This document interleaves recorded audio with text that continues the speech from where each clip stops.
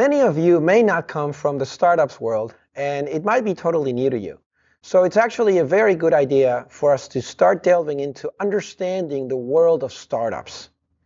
In order for us to do that, let me start by giving you a statistic. This statistic is, since the decade between 1997 and 2007, more than half of all companies that make it into the Fortune 500, that's the largest 500 companies in the world, more than half of those that make it every year since that decade are companies that are less than 25 years old. Now think about that for a minute. The time that you take from inception of a company to being 25 years of age, you become one of the largest 500 companies in the world. It's almost difficult to fathom. It's almost difficult to believe. Going to a company like General Electric and saying, in 25 years, I'm going to be as big as you. These are companies that were innovation leaders. Now, what does that mean, innovation leaders? Let me give you an illustration. Let's start with something easy that we're all familiar with. Think of the hotel industry. And just to be on the safe side, think of the hotel industry about 25 years ago, before all these Airbnbs and HomeAway. What was the business model of a hotel company then? You needed a building, you needed a service, you needed maybe a brand, friendly staff, but everything was associated with real estate. And every business in the hotel industry competed against efficiency. What does that mean? It means that they tried to deliver the service in the most effective and efficient way. So making revenues with the lowest possible costs. And that, within its industry, in the hotel industry, became as the onerous, or let's say the benchmark business model for others to follow. So what are the large players in the hotel industry going to think? That if somebody comes along like a small competitor, what do they need to do? They need to buy buildings, they need to hire staff, they need to design the service, and eventually build a brand. And of course, this takes time and a lot of capital. So these companies said that if they get interesting, and we will buy them out. Well, think about what happened in the 1990s, maybe even in the early 2000s. Everyone with a mobile phone now had access to an unprecedented amount of information. As a result, a new customer market was being brought up, but nobody saw it because they didn't think like innovators did. This is what gave rise to the empowerment of companies like Airbnb. Now, what happened here is that the large hotel chains didn't see this coming. Why? Because they were expecting the buildings to be erected. They were expecting the service to be done. They were expecting a brand to be built before they saw or gained visibility into these startups. For example, the hotel or Marriott never saw companies like Airbnb coming.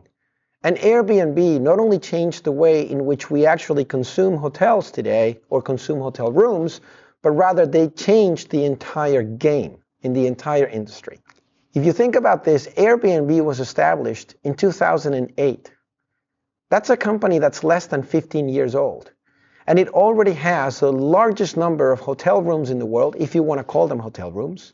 They have more rooms available to rent than any other chain in the world. And they have 1/10 of the employees than the Hilton does. How can you do that with such little resources and change an entire industry? This helps us position what we are going to talk about and why it is so relevant to think about startup practices in the world. There are a number of companies like Airbnb that have not only changed their industry, but changed the entire game in their industry. Think of Uber, for example. They're the largest taxi company in the world and own no taxis. Think of Alibaba, for example. They are the largest retailer in the world and they have zero inventory. That's an amazing accomplishment for such a large volumes business.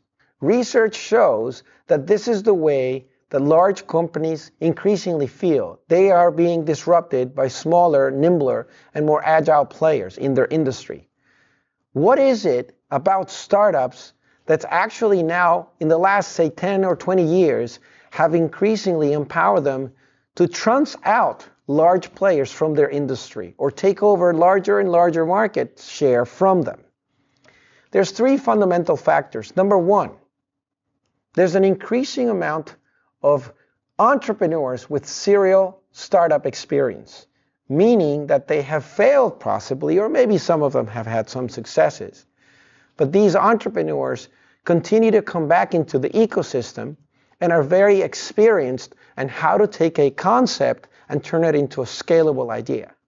So the number of entrepreneurs in the world has recently ballooned, especially as iPhones or smartphones and the increasing, let's say, popularity of software embedding all kinds of industry increases as well.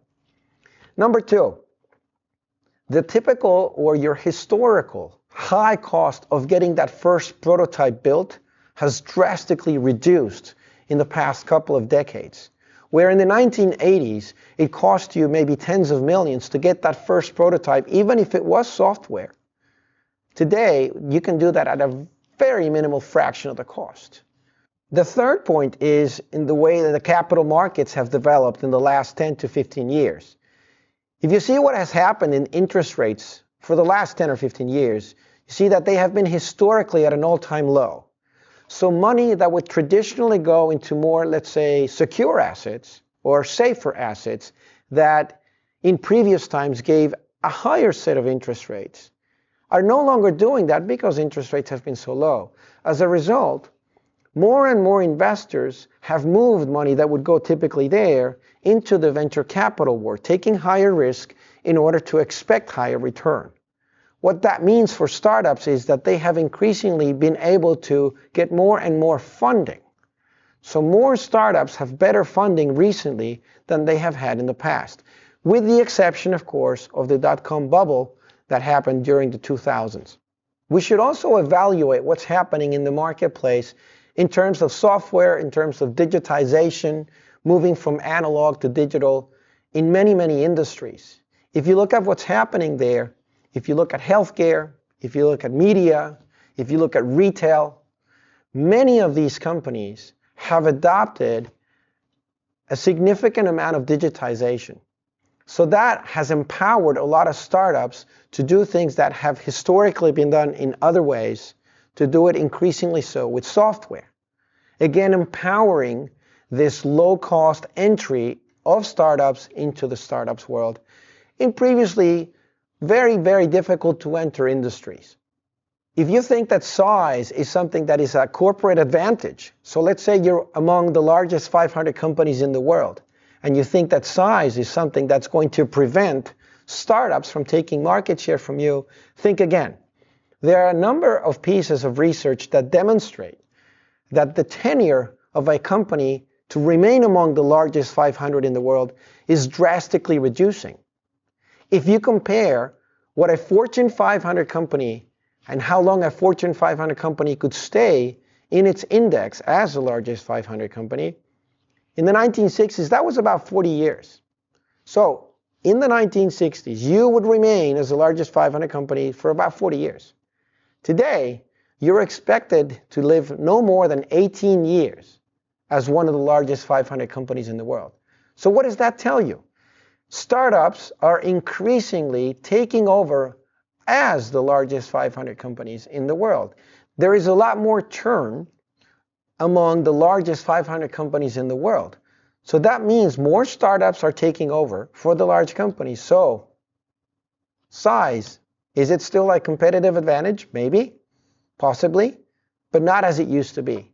It's decreasing in its power. The rates at which customers, organizations, and consumers are adopting new technologies has drastically reduced from the way it was maybe 20, 30, 40 years ago.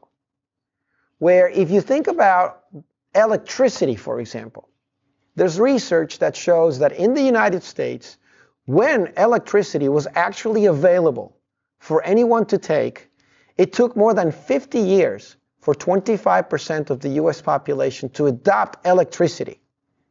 Today, think about how many of us have more than one mobile phone. Technology adoption is drastically faster and faster and faster. Combine that with a couple of the elements that we've discussed so far. Easier, cheaper, faster for startups to get into the world, especially if they have the advantage of being in software. The marketplace itself, as a result of this and many other things, such as deregulation, digitization, is increasingly becoming much more competitive. So whereas companies were competing before on products or services, large corporates find themselves increasingly having to compete on business models, or maybe on the innovative element that goes beyond innovation in products and services. One of the main reasons we should look at this and try to adopt, again, we are not trying to become startups, but what we're trying to do is adopt their practices and methodologies, combine them with our core strengths in order to be more agile, more innovative, and more entrepreneurial. I'd like to end this video by giving you a daily challenge. And this is something that we'll try to do with every single video. In this challenge, what I want you to think about is whether you work in a large organization, and if you don't, think of a large organization that you consider an innovative player in its field. Think about that for a second and say, or ask yourself, why is this company innovative? What does it do that non-innovative companies in the same industry don't do? What makes that company innovative? And how can non-innovative companies learn from that one you think is very innovative? We'll tackle this question on our next video.